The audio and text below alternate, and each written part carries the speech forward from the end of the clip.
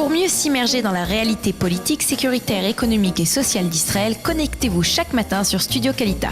Daniel Haïk vous y attend pour sa revue de la presse.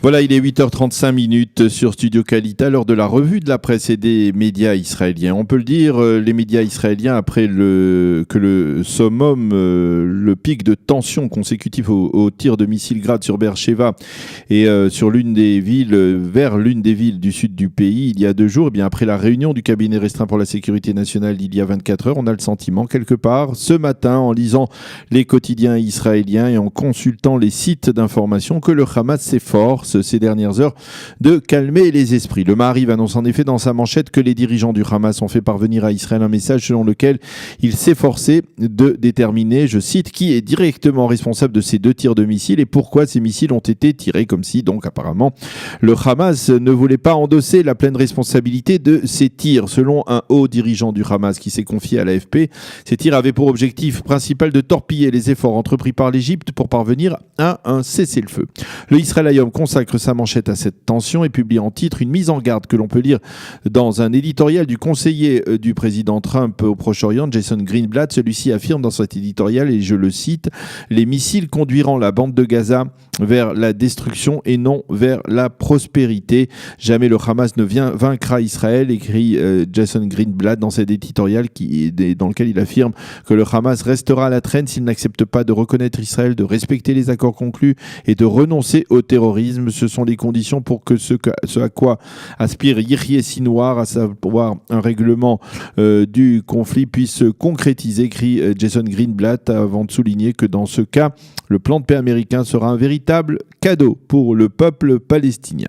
En première page du Yediot Aharonot, Nahum Barnea affirme que si l'État d'Israël a lancé un ultimatum au Hamas lors de la réunion du cabinet restreint pour la sécurité nationale en le mettant en garde, eh bien, il s'est également lancé à lui-même cet ultimatum. Si McCalmon affirme toujours dans le Yediot Aharonot que l'actuelle position du cabinet restreint ressemble à celle de combattants qui font semblant de vouloir partir au combat, mais qu'elle clame sans cesse « retenez-nous » dans l'espoir que finalement on les retiendra. Et en marge de la tension provoquée ces 2 derniers jours par les tirs de missiles vers Beersheva, on a appris hier, et les quotidiens se font largement l'écho de cette information, qu'il a été décidé à l'Office national des aéroports de modifier les couloirs de vol aérien pénétrant vers l'aéroport Ben Gurion ou le quittant. Selon certaines sources, cette décision pourrait laisser penser que l'un des missiles tirés par le Hamas, celui qui est tombé en mer à proximité d'une grande ville d'Israël dont nous ne citerons pas le nom, eh bien ce missile devait frapper l'aéroport Ben Gurion ou sa proximité, mais fort heureusement donc il s'est abattu en mer. Mais en tout cas, donc apparemment on a pris des mesures sécuritaires à l'aéroport Ben Gurion afin que les avions ne soient pas menacés par des tirs de missiles du Hamas. Le Maariv revient ce matin sur la réunion du cabinet restreint pour la sécurité nationale qui s'est tenue dans la soirée de mercredi à jeudi. Selon le journal, cette réunion a permis de constater le mépris de certains ministres Likoud envers le ministre de la Défense Avigdor Lieberman. Une remarque, ça et là dans les médias, n'est pas un programme de lutte efficace contre le Hamas, ont déclaré certains membres du cabinet restreint pour expliquer pourquoi le cabinet a repoussé le plan très musclé, on va dire, de Lieberman contre le Hamas. Et selon certaines sources, ces critiques émises à l'égard de Lieberman ne seraient pas étrangères aux rumeurs sur les élections anticipées en Israël. Les quotidiens se font l'écho des très fermes réactions de la classe politique à droite à la décision de la Cour suprême de casser le verdict du tribunal de district israélien et d'autoriser la militante d'extrême gauche pro-BDS, Lara El-Kassem, à entrer dans le territoire israélien et à entamer des études à l'université hébraïque de Jérusalem. Je vous rappelle que cette jeune femme qui a milité pour le BDS est inscrite à l'université, mais que dès son arrivée à l'aéroport Ben Gurion le 2 octobre dernier, elle a été arrêtée. Son visa d'études lui a été retiré en raison de son activité à caractère subversive, et ce sur ordre du ministre de l'Intérieur, conformément à la loi sur le refus d'entrée sur le territoire israélien de militants de BDS. Hier soir, la Cour suprême a donc tranché contre l'avis des instances juridiques précédentes, et elle a affirmé que la décision d'empêcher Lara El-Kassem de suivre ses études en Israël n'était pas raisonnable et que l'on avait l'impression que son visa avait été retiré en raison de ses opinions politiques.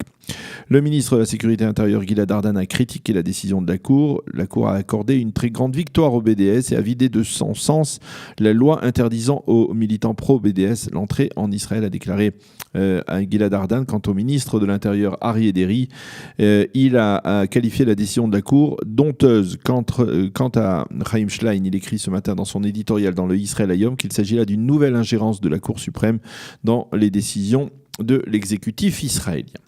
Tous les quotidiens reviennent également ce matin sur l'empoignade très peu diplomatique et inédite à laquelle se sont livrés hier 2 Israéliens dans l'enceinte du Conseil de sécurité des Nations Unies. D'un côté, Haggai Elad, le directeur général de l'ONG d'extrême gauche B'Tselem. De l'autre, l'ambassadeur des États d'Israël aux Nations Unies, Dani Danon. Haggai Elad était l'invité de la Bolivie, pays qui a rompu ses relations diplomatiques avec Israël.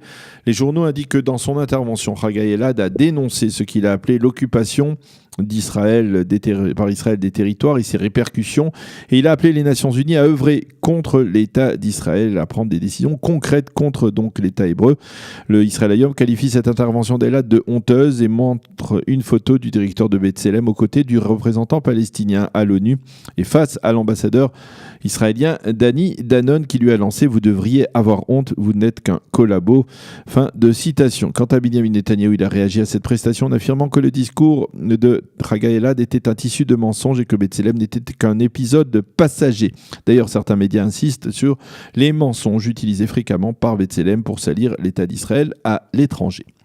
Les Hadashot de l'ex-seconde chaîne de télévision révélaient hier que le président Donald Trump a dépêché à Ramallah le président du Congrès juif mondial, Ron Lauder, afin que celui-ci persuade Abbas de revenir à la table des négociations avec Israël. Selon des proches de Mahmoud Abbas, Ron Lauder aurait affirmé aux raïs palestiniens qu'il avait tout intérêt à revenir à la table des négociations et que le deal du siècle, à savoir le plan de paix américain proposé ou concocté par le président américain et ses conseillers, allait le surprendre, je cite, agréablement. Mais parallèlement, l'administration Trump, et en l'occurrence le secrétaire d'État américain Mike Pompeo, a annoncé hier une décision qui n'a pas manqué de faire bondir les Palestiniens, celle de placer le consulat général américain à Jérusalem sous l'autorité directe de l'ambassade des États-Unis, qui elle aussi, vous le savez, est installée à Jérusalem dans le quartier d'Arnona, et ce depuis le 14 mai dernier. Jusqu'à présent, le consulat général était une représentation américaine autonome, dissociée de l'ambassade, qui s'occupait essentiellement des dossiers de ressortissants palestiniens, mais selon Pompeo, il a donc été décidé de modifier ce statut pour des raisons de rentabilité et d'efficacité pour les Palestiniens. Il s'agit là d'un véritable camouflet immédiatement dénoncé par Saeb Arikat, qui a qualifié les conseillers du président Trump au Proche-Orient de particulièrement partiaux. Tous les quotidiens israéliens présentent ce matin en une aux pages intérieures des photos du terrible accident qui s'est produit hier sur la route d'Elat, un accident qui a décimé la famille Avitan, Kfir, Shira et la petite Gaïa. Ils ont été percutés de plein fouet dans leur véhicule par un autobus qui apparemment conduisait trop vite ou après que l'un des pneus de l'autobus ait éclaté. Les témoins affirment que l'autobus s'est déplacé et a percuté le véhicule de la famille Avitan. Les 3 passagers, les parents et la petite Gaïa, ont été tués sur le coup. Beaucoup d'émotions autour de cet accident de la route hier, donc sur la route d'Elat. Le Makor Rishon publie sous la plume de Tzvika Klein une interview de Yair Lapid, le leader du parti Yesh Atid, qui tente apparemment de séduire également l'électorat sioniste religieux, peut-être en perspective des élections anticipées, qui dans cet entretien affirme « Pour moi, l'expression la plus forte de l'identité juive est de vivre en Israël. Je le dis aux Juifs de diaspora, vivre en dehors de l'État d'Israël n'est pas naturel. Lorsque je circule sur la route 443 entre Tel Aviv et Jérusalem, je sais que je circule sur la route que le roi Saül a empruntée il y a plus de 2000 ans et donc je suis ici à ma place en tant que juif, affirme Yair Lapid dans cet entretien dans le Makor Rishon de ce vendredi. Et enfin, les journaux israéliens indiquent la fin très discrète hier de la carrière d'un des grands journalistes israéliens à 80 ans. Dan Margalit a annoncé qu'il avait remis sa démission au rédacteur en chef du Haaretz, Alouf Ben. Margalit a en effet été accusé au cours des derniers jours d'avoir harcelé sexuellement plusieurs femmes, en particulier dans les années 80 et 90. Cela ne date pas d'hier. Margalit est l'un des grands dinosaures de la presse écrite et de la télévision israélienne. Il a été à l'origine d'un scoop qui, en 1977, avait provoqué la chute du gouvernement d'Yitzhak Rabin et l'arrivée quelques mois plus tard du Likoud et de Menachem Begin au pouvoir. Il s'agissait des révélations sur l'existence d'un compte en banque à l'étranger de Léa Rabin, à l'époque l'épouse du Premier ministre, ce qui était interdit à l'époque. Rabin avait alors décidé de démissionner, ce qui avait donc provoqué des élections anticipées et la victoire du Likoud. Voilà donc pour cette revue de la presse et des médias israéliens. Il est 8h44, une pause musicale, Matanot Ktanot, comme chaque vendredi. Et ensuite, nous aurons le plaisir d'accueillir dans ce studio le professeur Nordana Picard pour parler de Torah et de religion, et aussi pour le mot de la paracha de la semaine, la paracha de Lech Lecha. Vous aimez l'histoire juive ? Retrouvez Liana Gurfinkel dans Un jour notre histoire sur Studio Kalita, c'est tous les matins, pour découvrir ensemble les événements et les personnages qui ont fait notre histoire.